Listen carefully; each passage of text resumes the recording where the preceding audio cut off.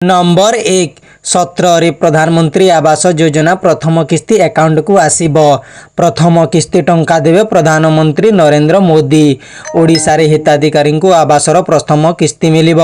प्रधानमंत्री गस्त समय 10 लाख हिताधिकारी को आवास पाई प्रथम किस्ती दे ओडिशा रु एही प्रक्रिया आरंभ करा जिवो।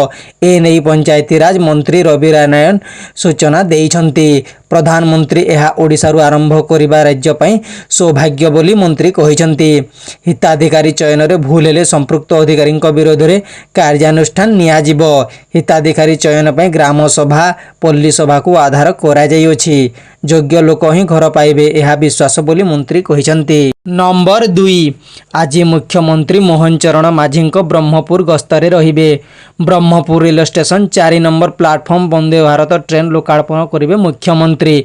परे उक्त ट्रेन रे मुख्यमंत्री भुवनेश्वर फेरी जिबार कार्यक्रम रहिछि। सूचना अनुसार रविवार Brahmapur rail station 4 number platform प्रवेश द्वार थिबा खोला पड़िया रे मुख्यमंत्री रविवार सकाळ 9 रे जनसभा को संबोधित करिवे। पूर्वाह्न 11 रे प्रधानमंत्री आवासी वंदे भारत ट्रेन रो उद्घाटन करिवे।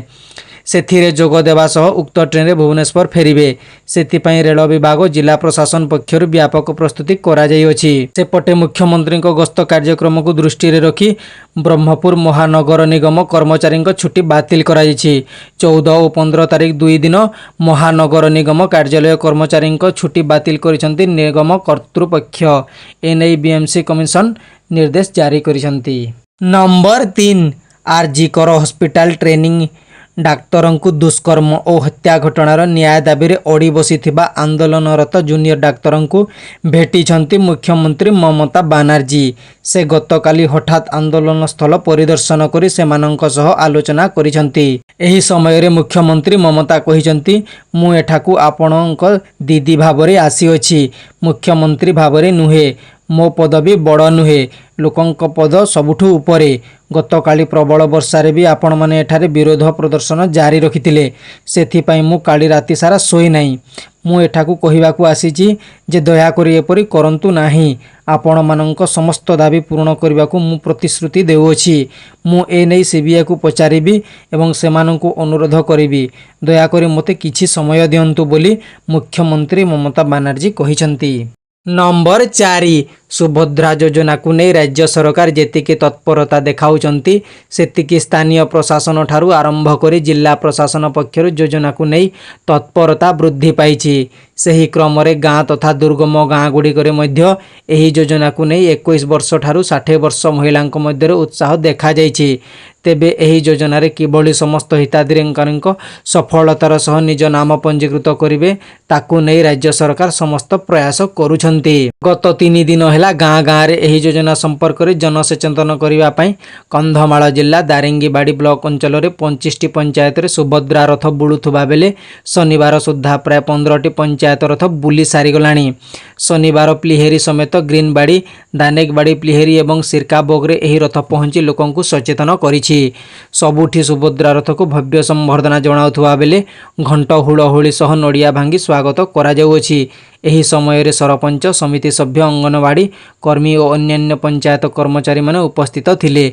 एही समस्त कार्य को वीडियो गदाधर पात्र तदारक करिसंती। नंबर 5 10 वर्ष पर जम्मू काश्मीर रे विधानसभा निर्वाचन अनुष्ठित हेउछि। जम्मू काश्मीर निर्वाचन पई समस्त दल निजर संपूर्ण शक्ति देइछंती।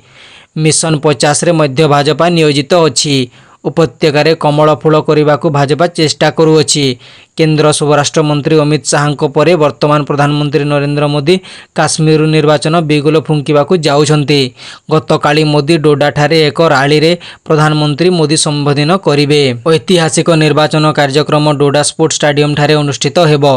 4 दशंधि धरी अर्थात 45 वर्ष पर यह प्रधानमंत्री प्रथम समावेश हेबो।